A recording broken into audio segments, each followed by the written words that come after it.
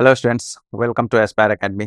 मैं हूं तारिक अनवर और बच्चों, आज के इस लेक्चर में जो हम डिस्कस करने जा रहे हैं वह है आपका क्रॉस प्रोडक्ट, या इसी को हम लोग वेक्टर प्रोडक्ट भी बोलते हैं। तो आज के इस लेक्चर में आप लोग ये समझेंगे कि ये क्रॉस प्रोडक्ट होता क्या है, ठीक है, किस तरह से दो वेक्टर का हम लोग क्रॉस प्रोडक्ट फाइंड आउट करते हैं, ठीक है, उसका क्या क्या प्रॉपर्टीज है, ठीक है, और क्या इंपॉर्टेंट फॉर्मूला इससे रिलेटेड है, वो आज हम यहाँ पे डिस्कस करेंगे। ठीक है, तो चलिए शुरू करते हैं और समझते हैं कि ये आपका क्रॉस या फिर वेक्टर प्रोडक्ट होता क्या है। ठीक है, तो देखिए कि सपोज आपके पास दो वेक्टर हैं, ठीक है, ये आपका वेक्टर ए है और ये आपका वेक्टर बी, ठीक है, और इसके बीच का एंगल अगर आपका थीटा है, ठीक है, ये थीटा कहाँ से कहाँ तक होना चाहिए आपका, जीरो से बड़ा, जीरो और पाई के बीच में होना चाहिए, इस तरह से। ठीक है, अगर ऐसा है तो इसका जो क्रॉस प्रोडक्ट होगा वो होगा आपका a cross b is equal to magnitude of A magnitude of B sine theta और ये एन कैप।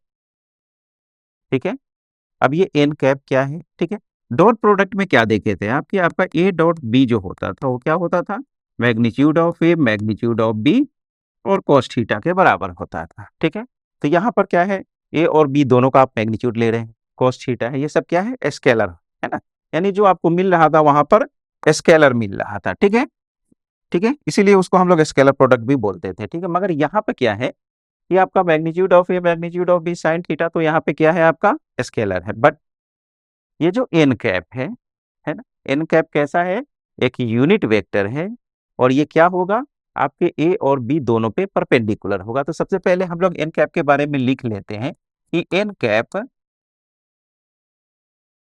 लिख लीजिए, where N cap is a unit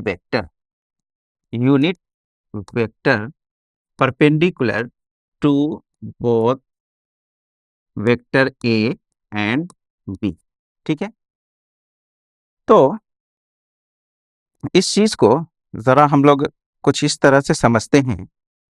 right hand, क्या आपका राइट हैंड है, ये राइट हैंडेड सिस्टम भी इसको बोलते हैं। ठीक है, क्या है यहाँ पे देखिए, ये आपका वेक्टर ए है, ठीक है, और ये आपका वेक्टर बी है। ठीक है, तो अगर आप अपना राइट हैंड कुछ इस तरह से फैलाए, ठीक है, और वेक्टर ए से बी के ओर आप अपने राइट हैंड का जो ये आपका पाम है इसको टर्न करें, ठीक है, कुछ इस तरह से ए से बी की तरफ। ठीक है, तो ये जो थंब का जो डायरेक्शन होगा ना, तो थंब का जो डायरेक्शन होगा वही आपका जो एन कैप है यूनिट वेक्टर उसका डायरेक्शन देगा। कहने का मतलब ये जो एन कैप होगा वो कुछ इस तरह से परपेंडिकुलर होगा आपके ए और बी, यानी परपेंडिकुलर टू द प्लेन होगा।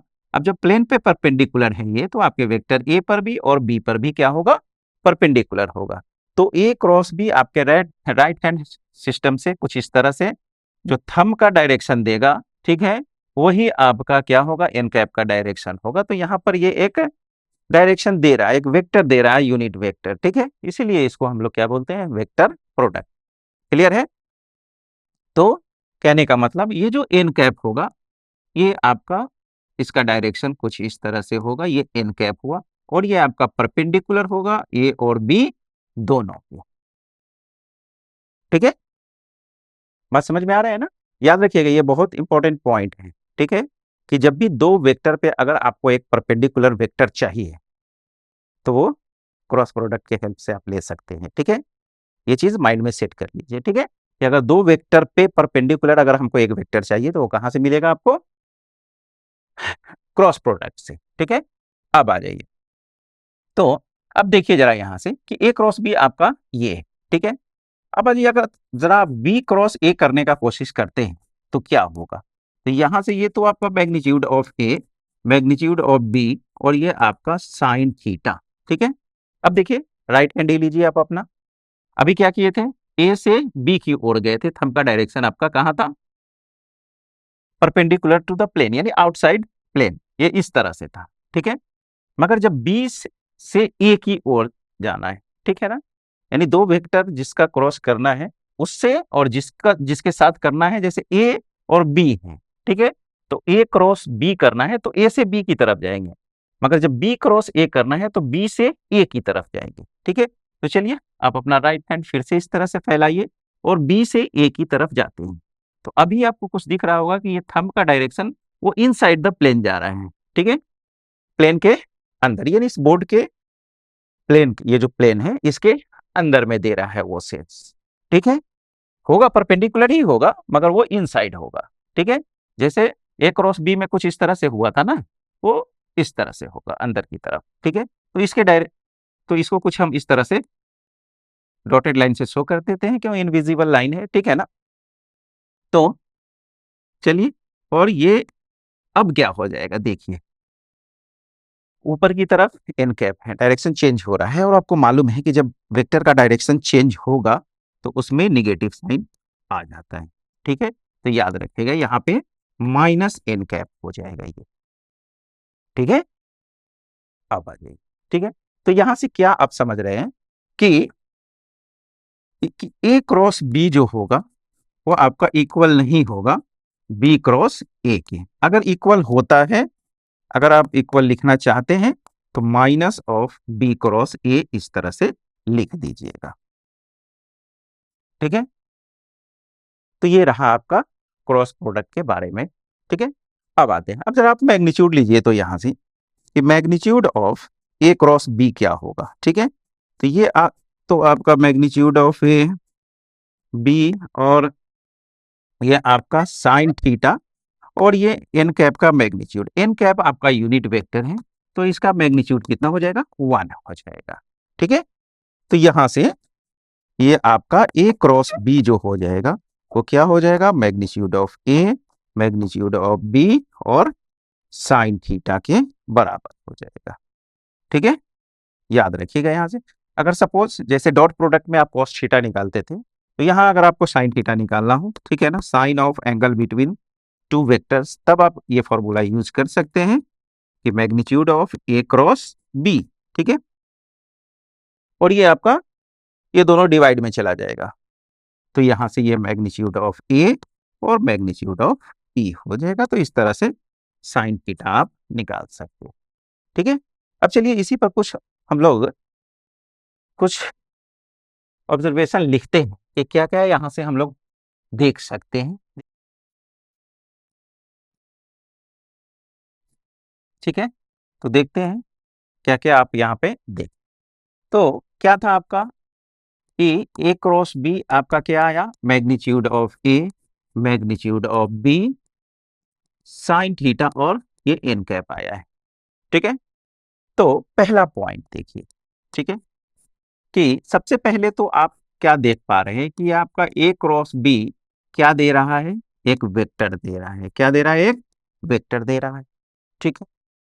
दूसरी बात कि अगर मान लीजिए कि थीटा यहां से 0 डिग्री हो जाता है, ठीक है, थीटा अगर आपका 0 डिग्री हो जाता है तो आपको मालूम है कि साइन 0 कितना होता है, साइन 0 आपका 0 होता है, ठीक है। तो साइन 0 0 हो जाएगा, तो यहां से क्या हो जाएगा कि ए क्रॉस बी भी आपका कितना हो जाएगा, 0 हो जाएगा। तो याद रखिएगा कि अगर यहां पर क्या है, ए और बी आपका दो नॉन जीरो वेक्टर है ना, ए और बी नॉन जीरो वेक्टर है, ठीक है।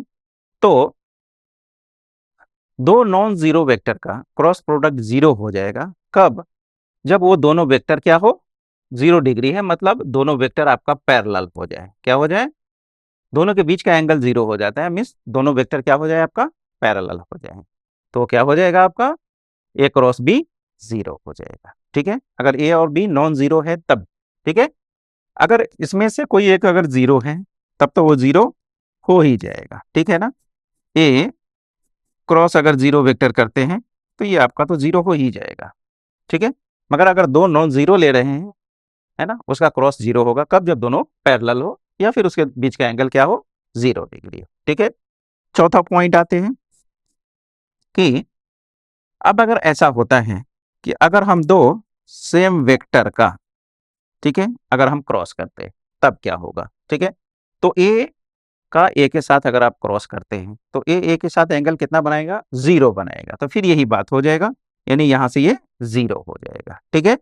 या फिर अगर आप ऐसा करते हैं कि वेक्टर ए का, ठीक है, क्रॉस करते हैं माइनस ए के साथ, तभी भी ये क्या हो जाएगा, 0। तो इस केस में एंगल कितना होगा आपका, 0 होगा। और इस केस में अपोजिट हो गया ना, तो इस केस में जो एंगल होगा वो आपका क्या होगा, पाई होगा।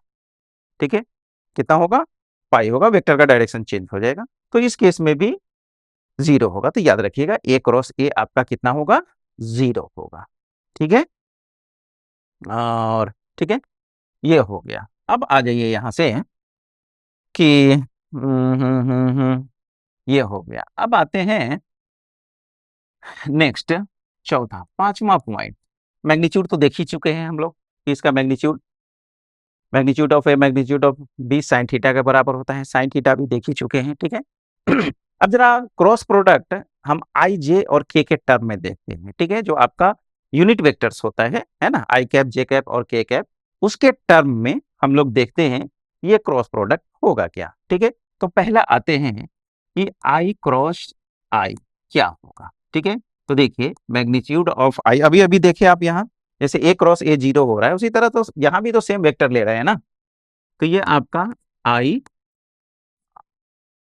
का मॉड्यूलस, और ये आपका साइन थीटा, और ये एन कैप हो जाएगा। तो साइन थीटा यानी थीटा यहाँ पे कितना हो जाएगा आपका, 0 हो जाएगा। आई के साथ क्या एंगल बनाएगा आपका, 0। तो इस केस में ये क्या हो जाएगा, 0 हो जाएगा। ठीक है, डॉट में क्या होता था, आई डॉट आई 1 होता था। ठीक है ना, क्योंकि वहां cos थीटा इन्वॉल्व होता था, तो 0 तो cos 0 1 होता था। ठीक है, मगर यहाँ आई आई आई क्रॉस आई करेंगे तो यहाँ क्या हो रहा है, 0, क्योंकि इसमें साइन थीटा इन्वॉल्व है, और साइन 0 आपका क्या होता है, 0 होता है। ठीक है, इसी तरीके से आपका जे क्रॉस जे और फिर के क्रॉस के भी कितना हो जाएगा, 0। ठीक है, अब जरा हम लोग देख लेते हैं आई और जे का। ठीक है, ये आई क्रॉस जे कितना होगा, तो magnitude of i, magnitude of j, और साइन 90 हो जाएगा, और ये एन कैप। देखिए यहां से ये रहा आपका एक्स के अलोंग आई लेते हैं, ये इधर आप जे लेते हैं, और ये आपका के। ठीक है, तो आई और जे के बीच का एंगल क्या है आपका, 90। ठीक है, और आपको मालूम है साइन 90 कितना होता है, 1 होता है। तो देखिए यहां से कि आपका ये आई क्रॉस जे जो हो जाएगा, आई का मैग्नीट्यूड यूनिट वेक्टर है 1 होगा, जे का मैग्नीट्यूड भी 1 होगा। ठीक है, तो ये आपका 1 1 1, साइन 90 भी 1 होता है, और क्या मिल रहा है, सिर्फ एन कैप। यानी यहां से आई क्रॉस जे जो होगा वो क्या मिल गया आपको, एन कैप। ठीक है, अब एन कैप के बारे में आपको स्टार्टिंग में ही बताए थे कि एन कैप होता क्या है। एन कैप एक यूनिट वेक्टर होता है जो परपेंडिकुलर होता है, जो दो वेक्टर का आप क्रॉस ले रहे हैं उस पे, है ना। तो अभी यहां से आप देखिए कि आई क्रॉस जे कर रहे हैं, तो एन कैप मिल रहा है। एन कैप क्या है, एक यूनिट वेक्टर है जो परपेंडिकुलर होगा आपके आई और जे पे।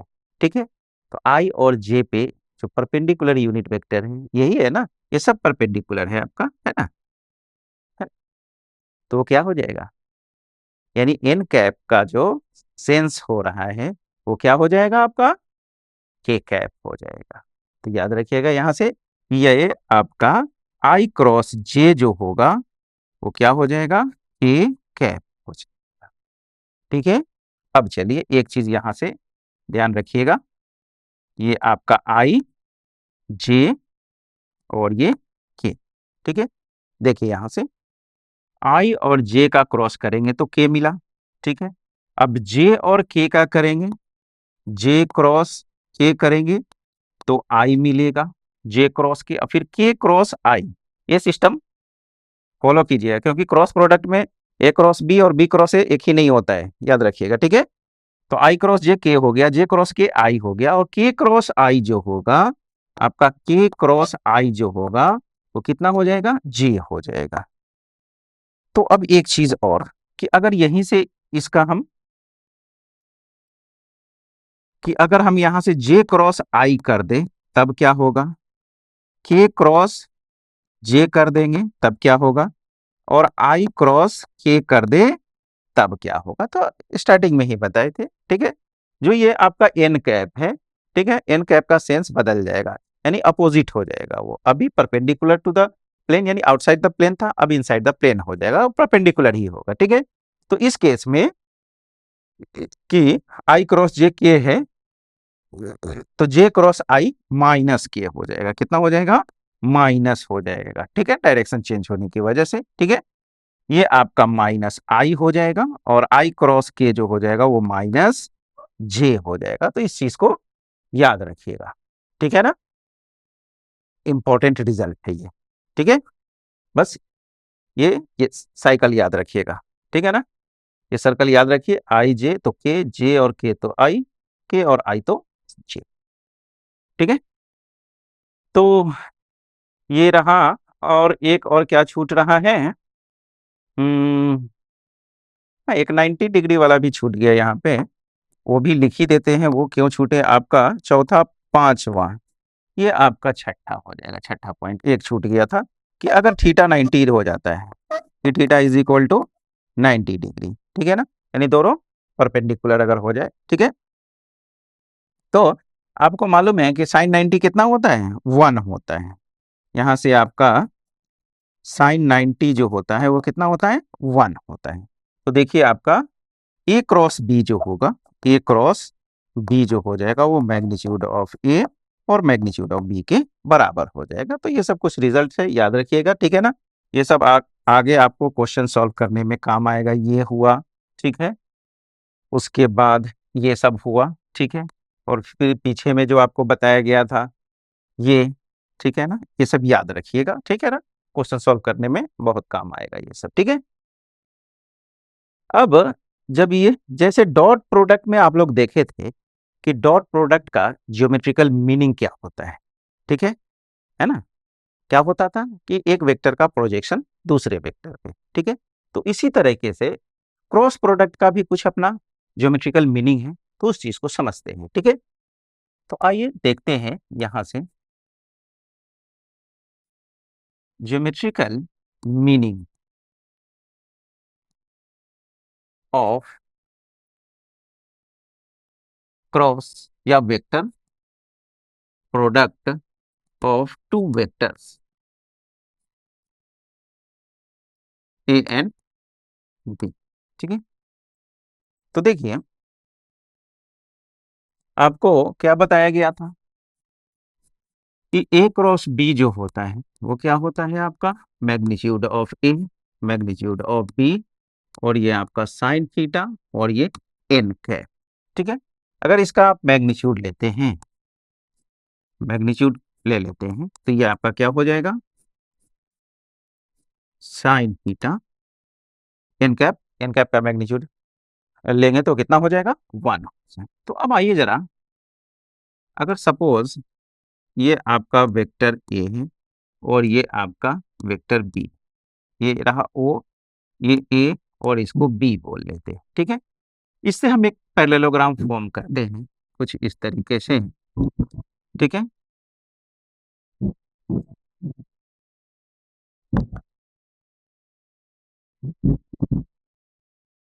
तो देखिए क्या होगा, तो ये रहा आपका, ठीक है। तो यहां से ओ ए का जो ओ ए वेक्टर है, ए है, और इसका मैग्नीट्यूड अगर आप लेते हैं तो ये कितना हो जाएगा? ए हो जाएगा, ठीक है ना। वेक्टर ओ बी का मैग्नीट्यूड ये बी हो जाएगा, ठीक है। अब आ जाइए, इसके बीच का एंगल ये आपका थीटा है, ठीक है। अब एक काम करते हैं, अब इसमें आपको दिख रहा है साइन थीटा, क्या दिख रहा है? Sine theta. डॉट में कॉस दिखता था तो कॉस को रिलेट करने का कोशिश किए, ठीक है, ट्रायंगल बना के। यहाँ भी आप साइन को हम लोग यहाँ रिलेट करने का कोशिश करते हैं, ठीक है। तो देखिए यहाँ से, तो सबसे पहले तो एक ट्रायंगल फॉर्म कर लीजिए यहाँ से कुछ इस तरह से ये, ठीक है।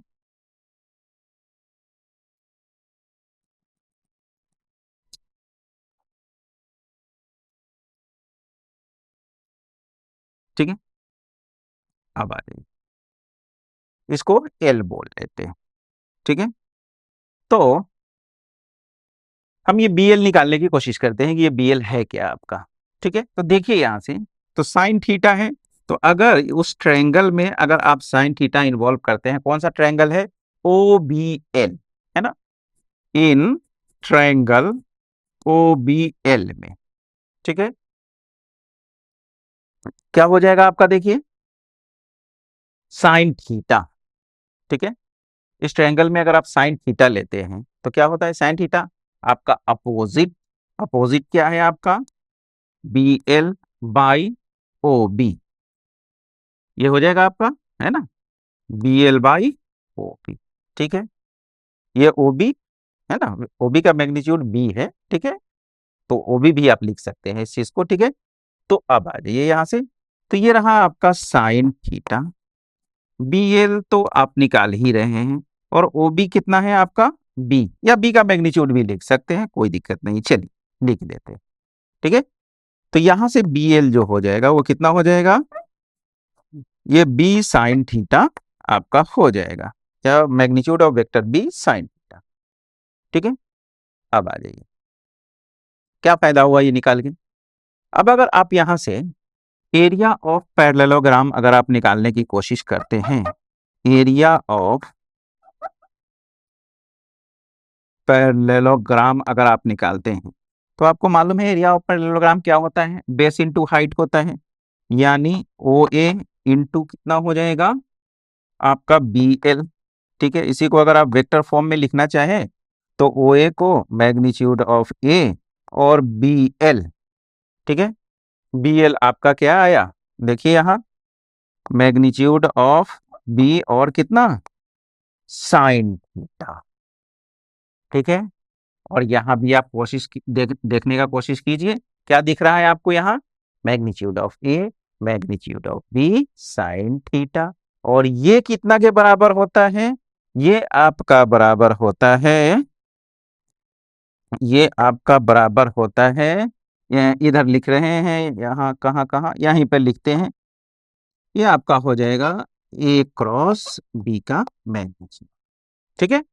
तो क्या मतलब निकला आपके? ज्योमेट्रिकल मीनिंग जो आपका क्रॉस प्रोडक्ट है क्या है उसका?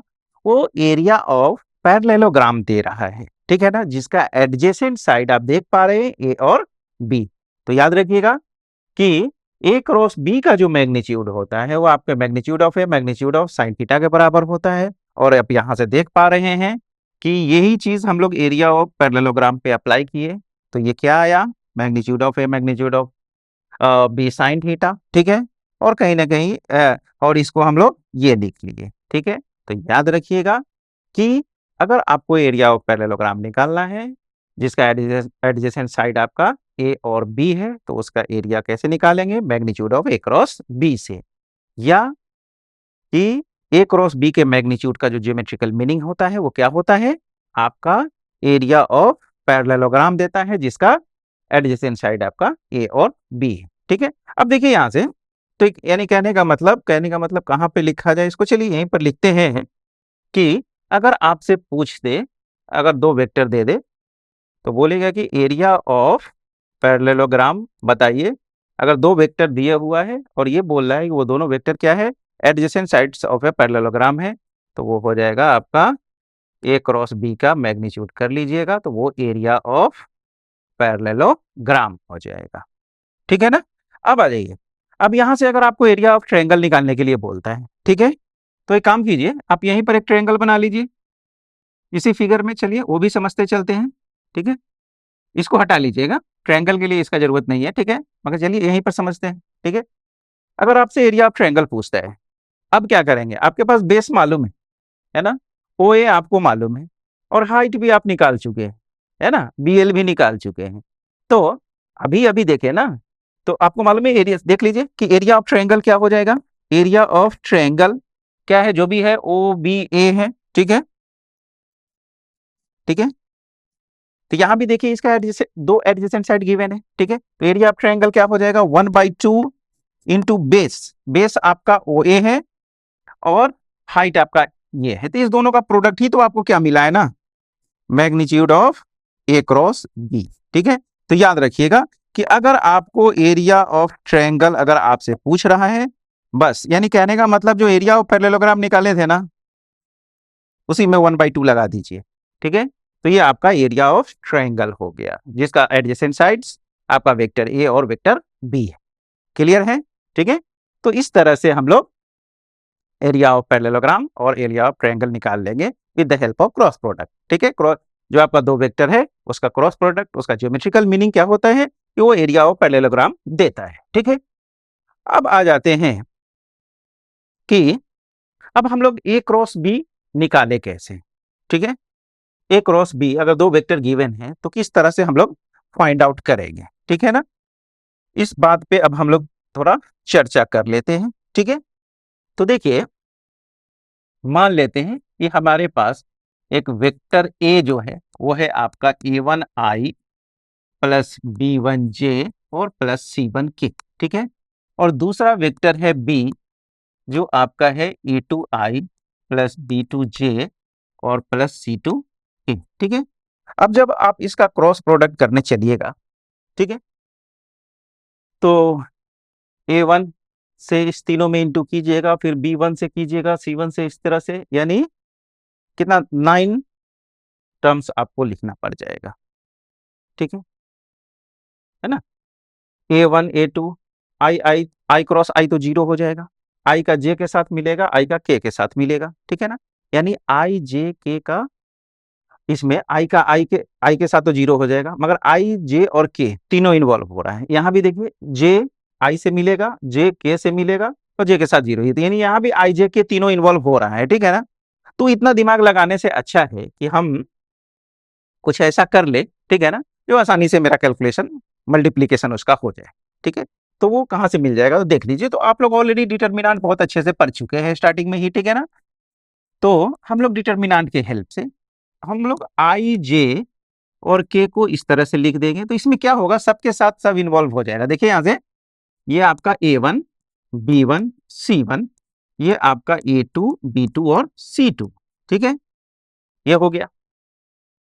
चलिए आई लेते हैं, आई को सिलेक्ट करते हैं, यहां से ये और ये गया b1 c2 माइनस ये आपका b2 c1, ये हो जाएगा। यहां भी करते है ना आई से, तो देखिए ये तो 0 हो जाता है a1 b2, ठीक है ना, और फिर a1 c2, ठीक है। फिर आगे इसी तरह से आगे बढ़ते जाते, ठीक है ना, क्योंकि अभी यहाँ आई और जे कीजिएगा तो के मिलेगा, आई और के कीजिएगा तो माइनस जे मिलेगा, ठीक है। यानी कहने का मतलब पूरा जब कहानी कीजिएगा तो कुछ इस तरह से ही आपको मिलेगा, ठीक है ना।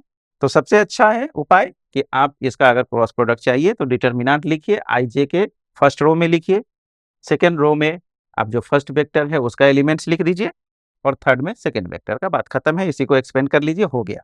अब चलिए माइनस जे, ये और ये a1 c2 minus a2 c1, ठीक है, और प्लस के अगर करते हैं तो ये और ये जाएगा a1, ये और ये छूटा आपका a1 b2 minus a2 b1, a1 b2 minus a2 b1,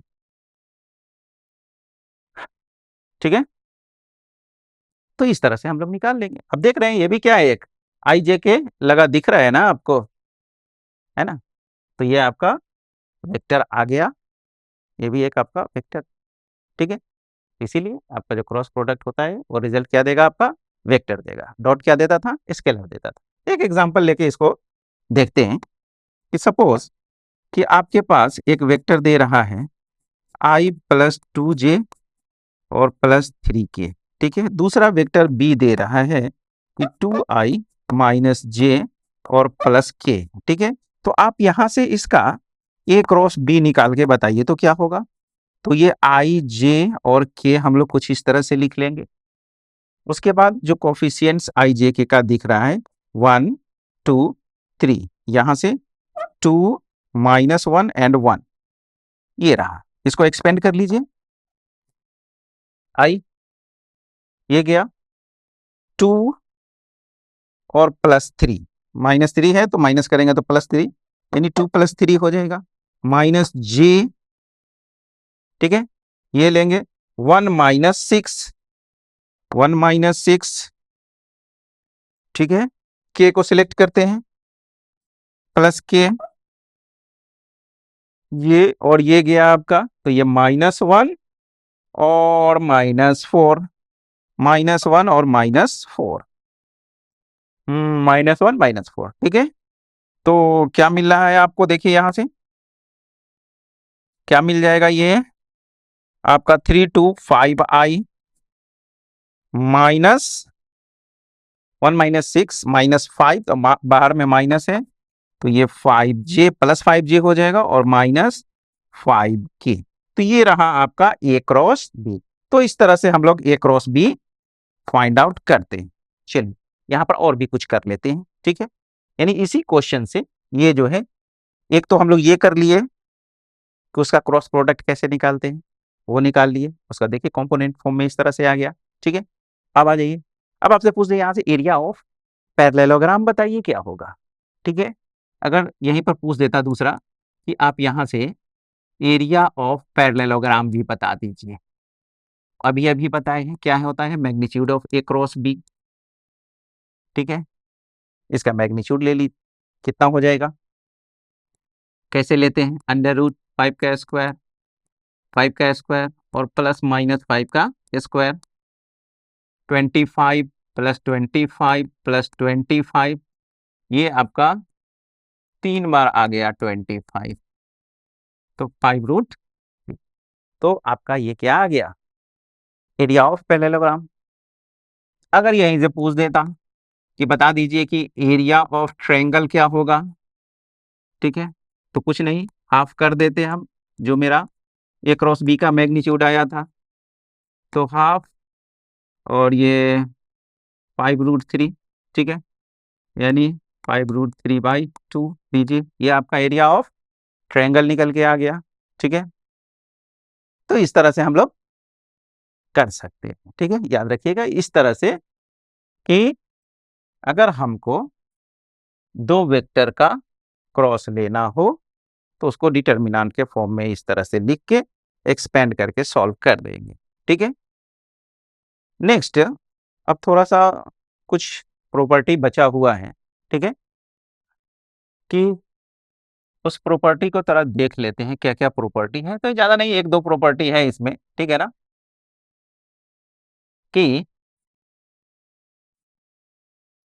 properties देख लीजिए किसका, क्रॉस प्रोडक्ट का। पहला, अभी अभी आपको बताया गया कि A क्रॉस B बराबर नहीं होता है B क्रॉस A के, अगर होता है तो -B क्रॉस A, ठीक है, एक तो ये है, ठीक है।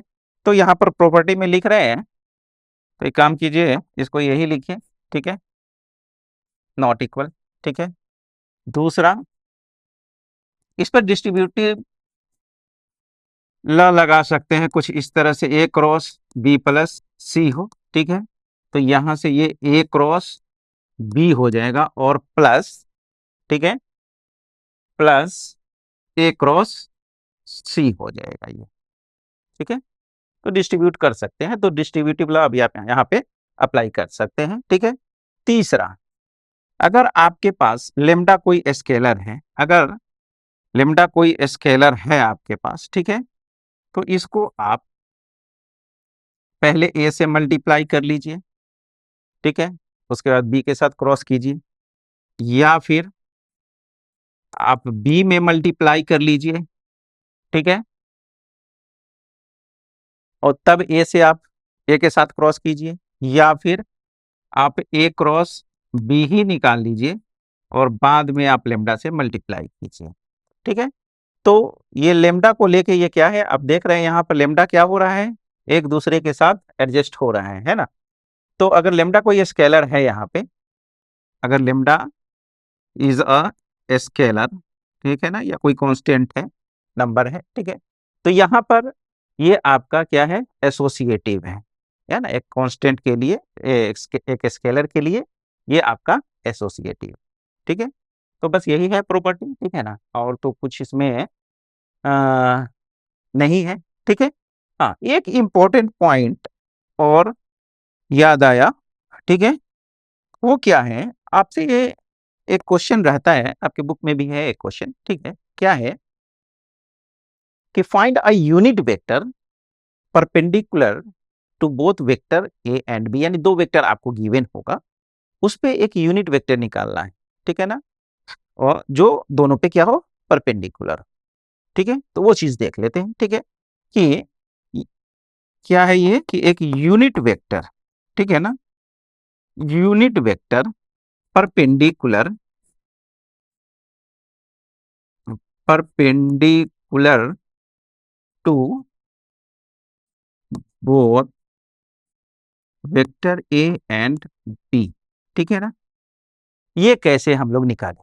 ठीक है, तो सबसे पहला तो काम है आपको कि एक वेक्टर निकालिए, ठीक है ना, जो, हाँ, इस तरह से कुछ, कि अगर आपके पास दो वेक्टर है ए एंड बी, तो उस पे जो परपेंडिकुलर वेक्टर स्टार्टिंग में ही देखे वो कहां से मिलेगा, वो ए क्रॉस बी से मिलेगा।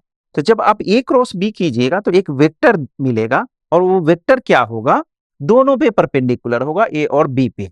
ठीक है, हमसे क्या बोला जा रहा है, यूनिट वेक्टर निकालने के लिए। तो जो वेक्टर मिल गया है उसी वेक्टर के मैग्नीट्यूड से आप डिवाइड कर दीजिए तो आपको यूनिट वेक्टर मिल जाएगा।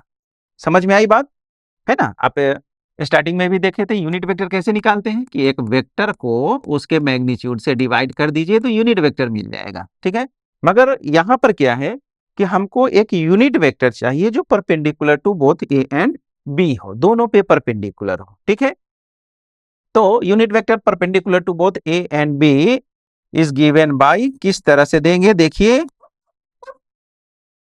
हो, हम ए क्रॉस बी निकाल लेंगे तो ये वेक्टर दे देगा। ठीक है, और इसी के मैग्नीट्यूड से डिवाइड कर देंगे तो वो क्या हो जाएगा, यूनिट वेक्टर। क्या हो जाएगा, यूनिट वेक्टर। याद रखिएगा इस चीज को, ठीक है ना, इस पॉइंट को याद रखिएगा। ठीक है,